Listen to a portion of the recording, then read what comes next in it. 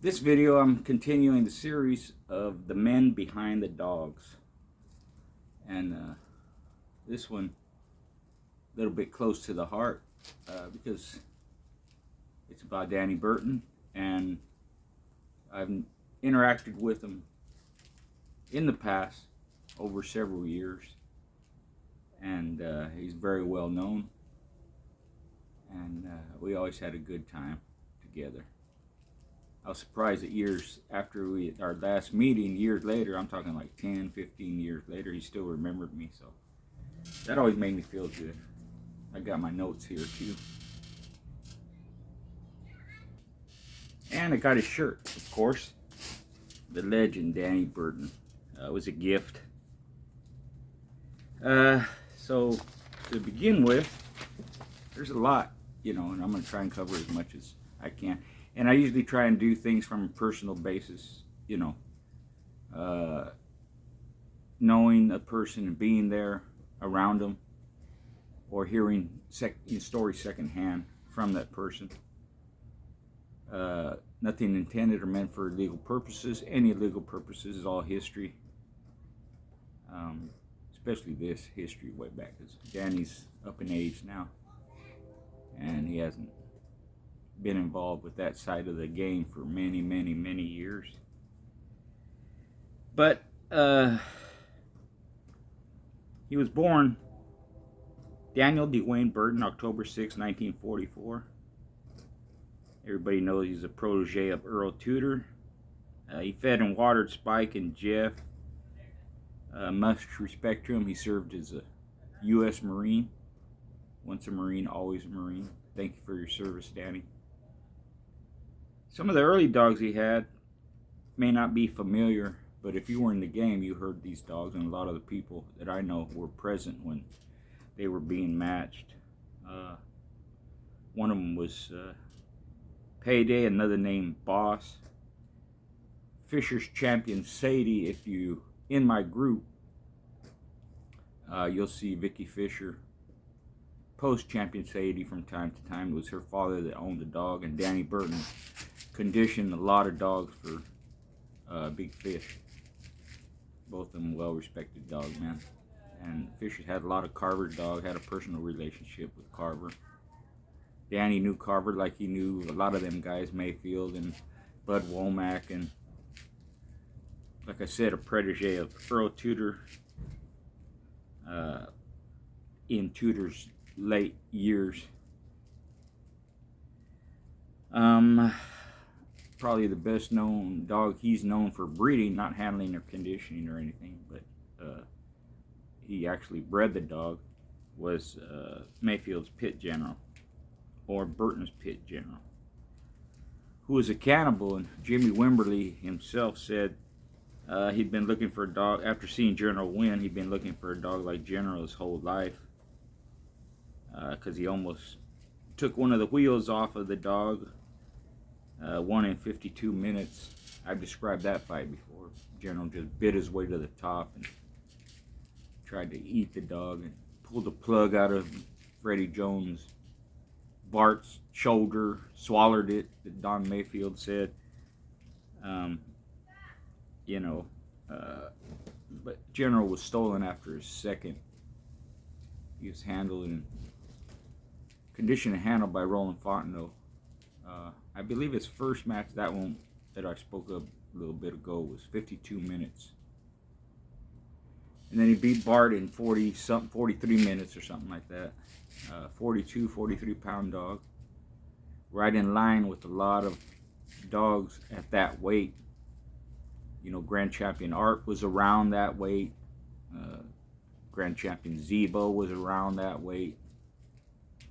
Champion Boat Action was around that weight. It's kind of a popular weight among male pit bulls, kind of getting on what was considered the bigger side, not a 50 pound or anything like that, but anything over 40, you're getting into the bigger size for pit bulls for back in the day, because during this time there was still a lot of small dogs being matched. Bulldog Heaven, Byron Williams made a career of it. Had a lot of little 30, 31s, 32s, like that. Male and females. Eli bred dogs, Boomerang bred dogs, Sash Bloody Sunday bred dogs. He had some bigger ones too. Champion Sasha, the devil herself, was a 40-pound bitch, I think. But Crazy Kessler and yeah, little female. She won like in one of her matches in 11 minutes. She was 30 or 31, something 29 or something like that. So when you get into the 40 and above, especially 45, that was considered a big dog, you know. But Danny handled condition all different weights, like a lot of us did, you know. Whatever's good and you have it, you use it. Of course, he had Grand Champion Hank. I'll get into a little bit more later, just some more. But heavy bred Daibo dog. Another one of his early dogs, Pretty Boy, is found in a park. That's a dog that lost to Alvin the dog in 2 hours and 23 minutes, and Tudor said that was the best fight he'd seen in 40 years. Little Goat, another dog, kind of an anomaly, a killer, a finisher, but he wouldn't scratch. He won 1 and lost 2, and of course how he lost was to get the handle started. His first loss, they didn't know that he wouldn't scratch, I guess, or maybe they did or whatever, but if they did, they were taking a gamble. If they didn't, they found out on the spot, because he was demolishing the dog, and the guy offered to Danny scratch to win. He said, yeah, put him up to scratch, he wouldn't scratch, so he lost, even though he was winning. Second match, they got the handle going, you know, and once the scratching started, they knew at that point the goat wasn't going to scratch.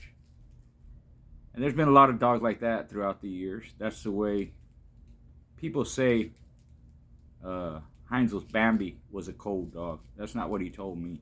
What he told me is she would fight all day long and she'd kill dogs as long as they'd come to her. She just wouldn't scratch. And I had a whole litter that most of them in the litter were like that. Hard biters, fast, very athletic, and they just would not scratch. But you scratch the dog to them and they would scratch. In that litter, I think only one female worked out like a regular pit bull, and she lost very game. But the rest of them, as far as I recall, they would not scratch. It was about 6 in the litter, so 5 of them were like that, 1 wasn't. But it happens. But like I said, according to Heinzel, what he told me when I visited him, told us as a group, that she just wouldn't scratch. But she could bite. She was a finisher. She'd kill you, but you know, she wasn't cold. And that's the way Little Goat was. Also, out here on the West Coast, he handled BIV's champion Angel, who's sometimes called the Angel of Death, a 4-time winner. Just a devastating dog.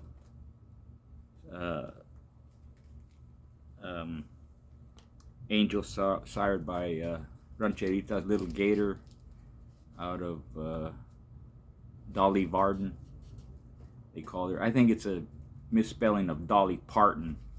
That's just, they spelled it the way it sounded, Dolly Varden. So,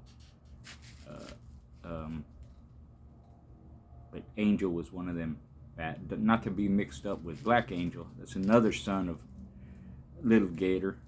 But there's Black Angel, and there's his half brother was Angel, the Angel of Death.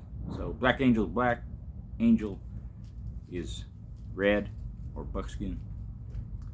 My friend told me he's seen him, hardest biting dog he ever seen. He just wrecks shit, he told me. Because I asked him why. So he just wrecked stuff whatever he touched, he wrecked it. Other people told me the same thing. So Danny conditioned and handled him.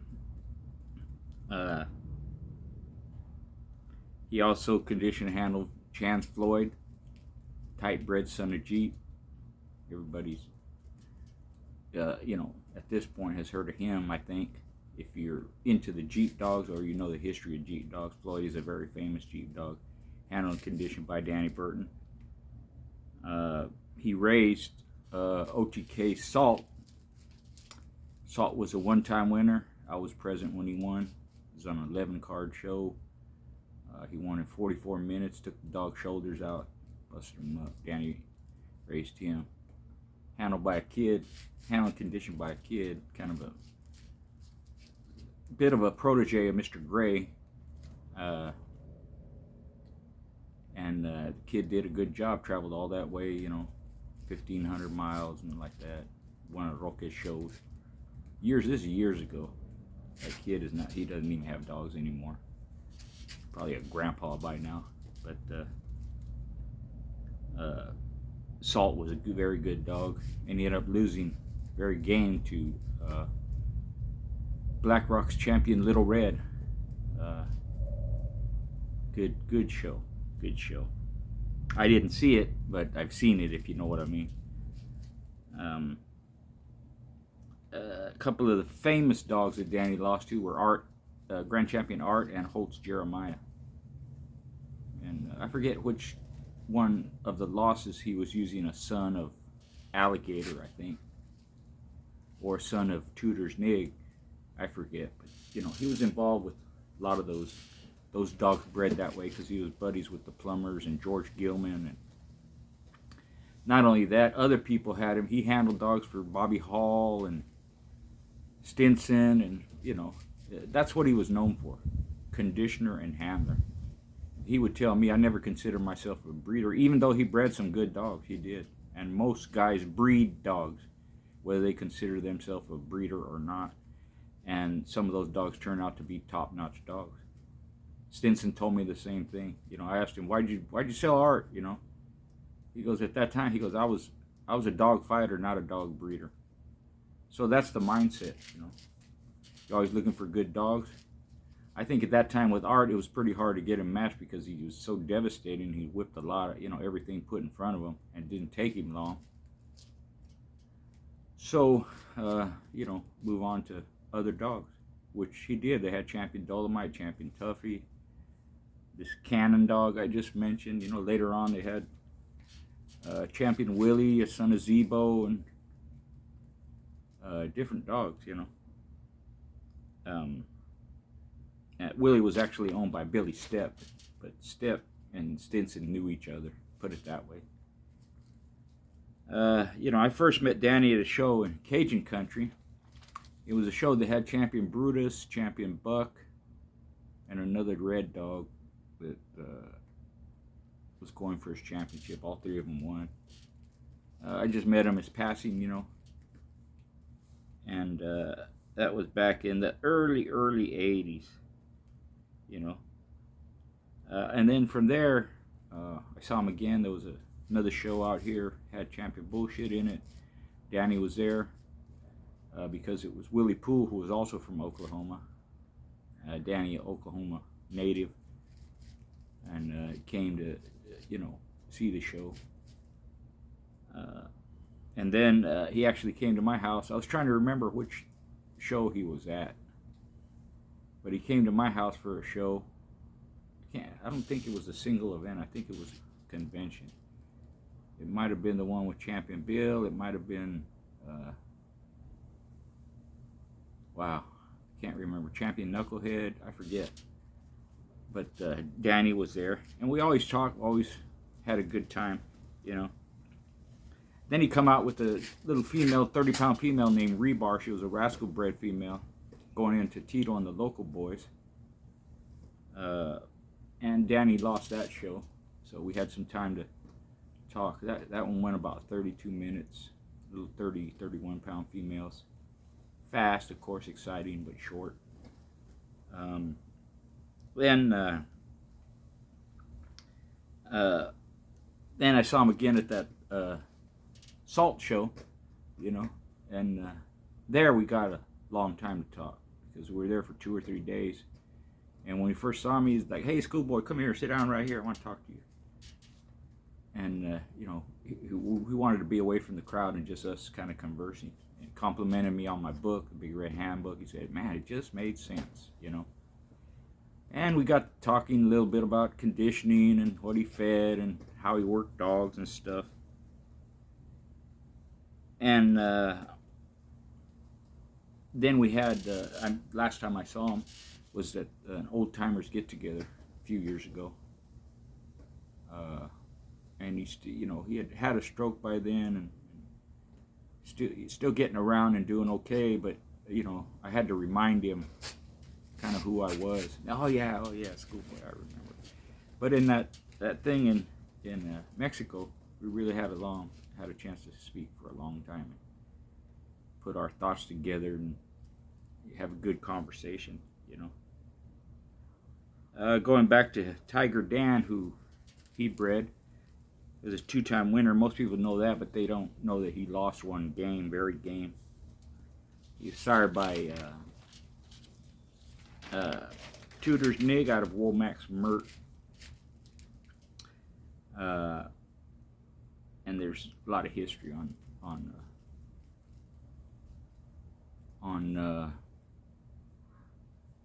I just said the dog's name.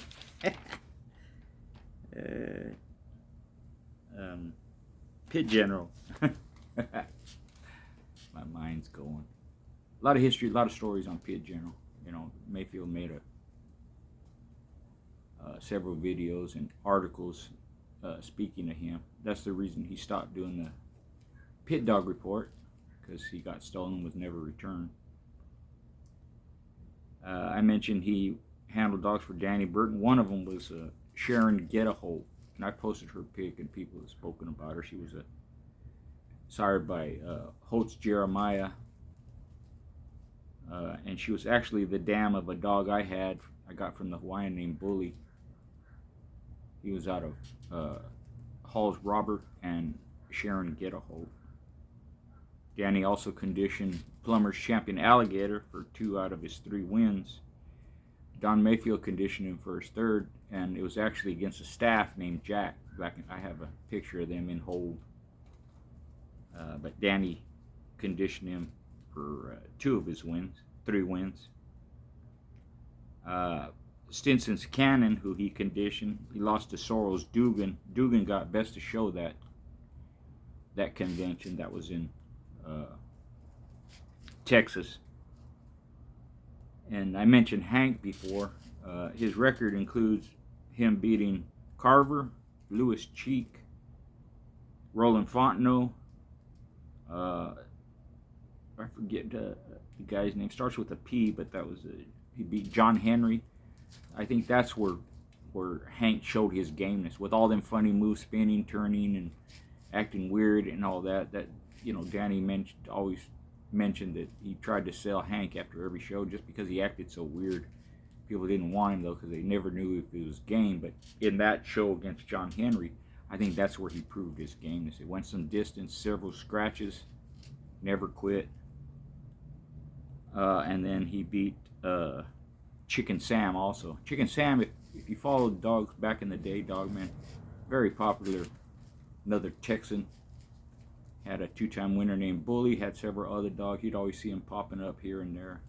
Sam lost to Art as well, but he was one of the top competitors in the Texas area, at least. And a lot of these guys, they travel. They go to Louisiana, or they go maybe New Mexico, Arizona. Sometimes they come to California, and a lot of the Californian guys, the old guys that I knew, and even guys during my time, traveled out that way, because you hear that's where the top competition is. Well, you want to find out.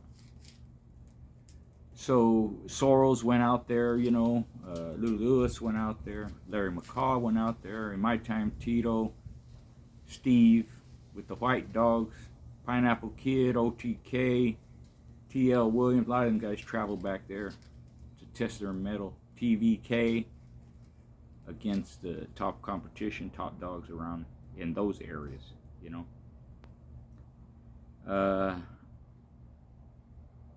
Burton, he originally was the owner after Tonka was bred, but he got him from Lou Lewis on a bet. I don't know what kind of bet it was, but he won a bet, and that's what he got.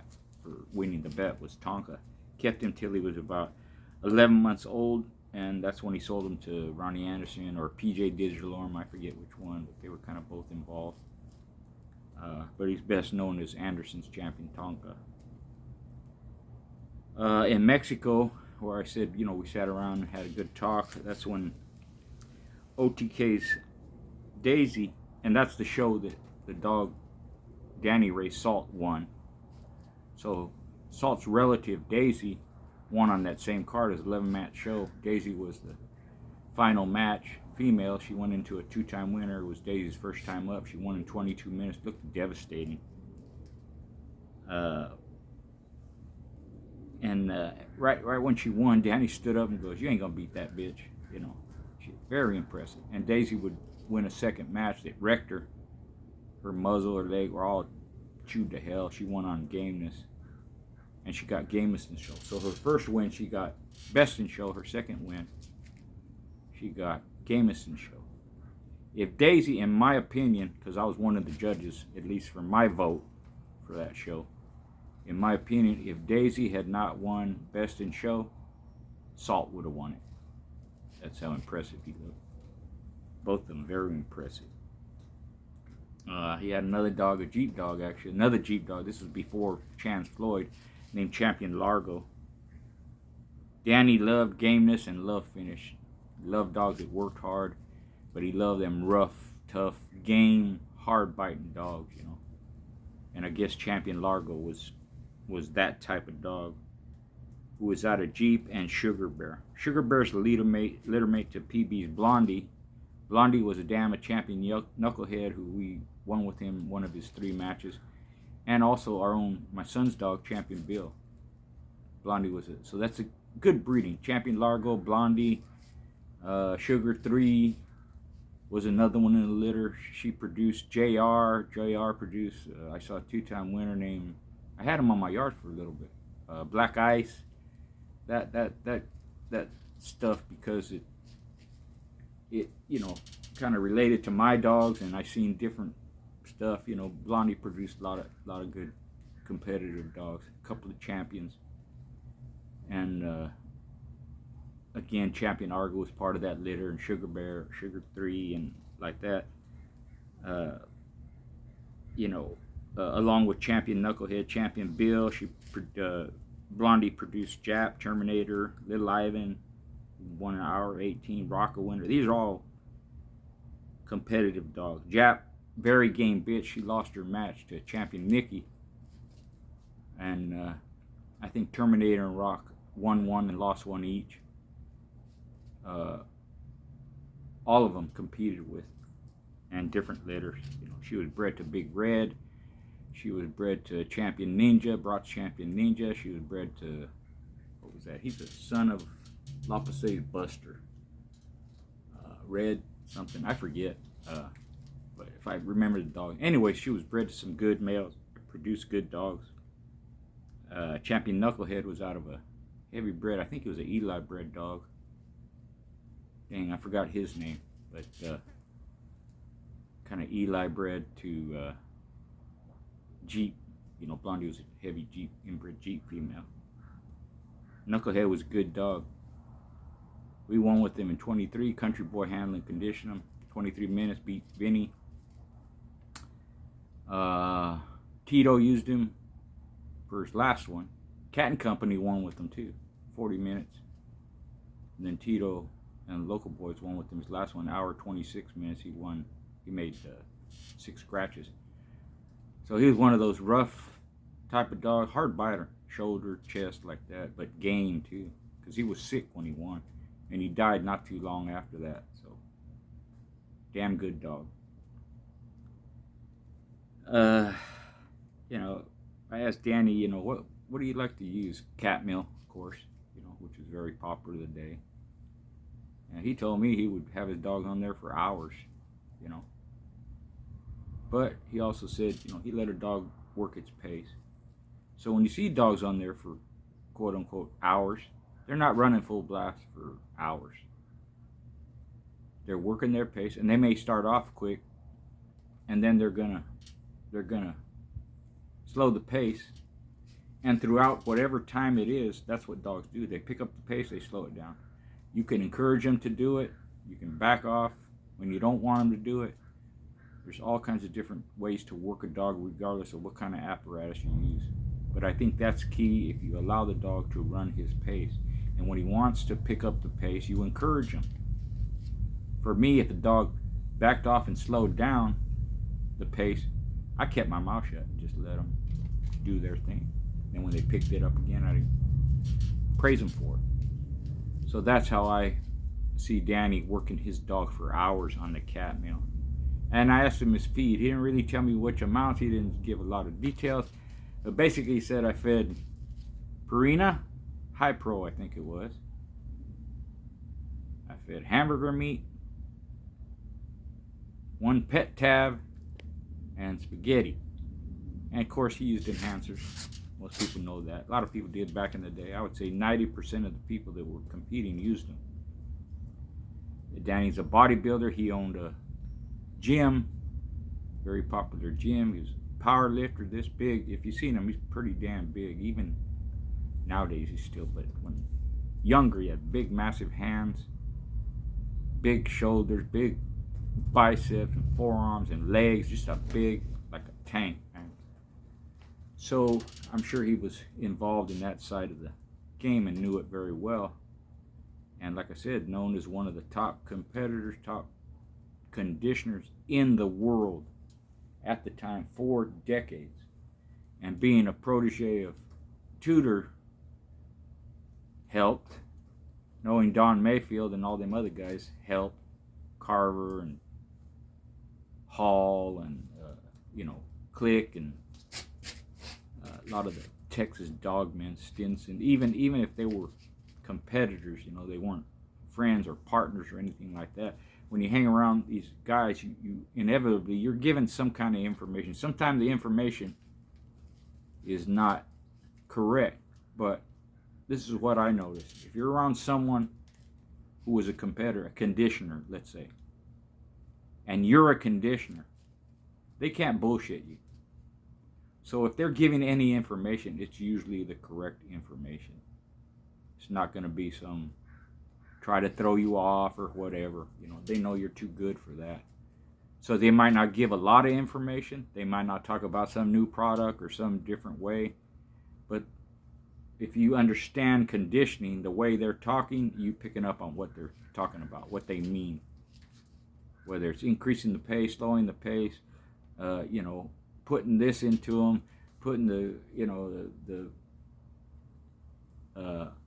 power into them. You like speed, fast mouth, barnstormer type, rough dog, nut dog, whatever.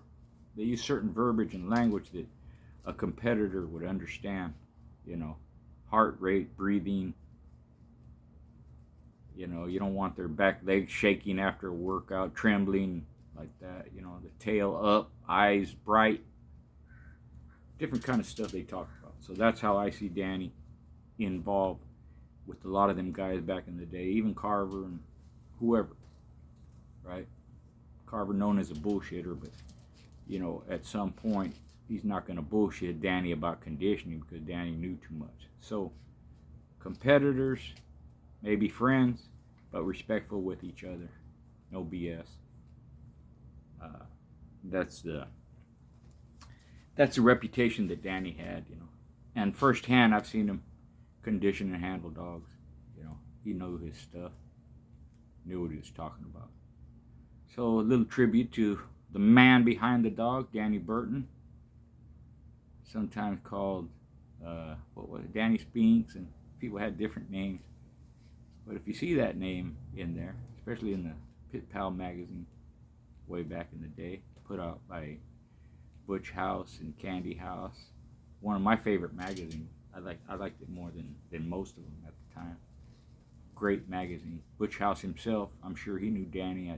I would guess, I never asked him, but he had Grand Champion Joker and Champion Senator and different dogs in there. That's where you see matches with Grand Champion Squirty Shirley and Grand Champion Rainbow, Willie Poole's Rainbow, Sharon Get a Hold, her matches in there. A lot of different dogs, a lot of West Coast dog men too. The Mac dog owned by the Barrio Kid, and that's where you see matches that were held in Baja way back in the day. Offspring of Grand Champion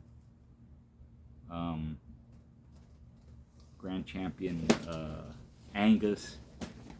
Different, a lot of Zebo dogs in there. Bobby Love is in there. Dave Adams, you know, Cumberland's Freddie and Champion Homer, Ozzie Stevens, a lot of them. So it's a great magazine. Danny was in that magazine, throughout, and great times, great memories, and as always, great history. So thanks for your support. Hope you liked the vid. Keep it going. Comments welcome. Much respect.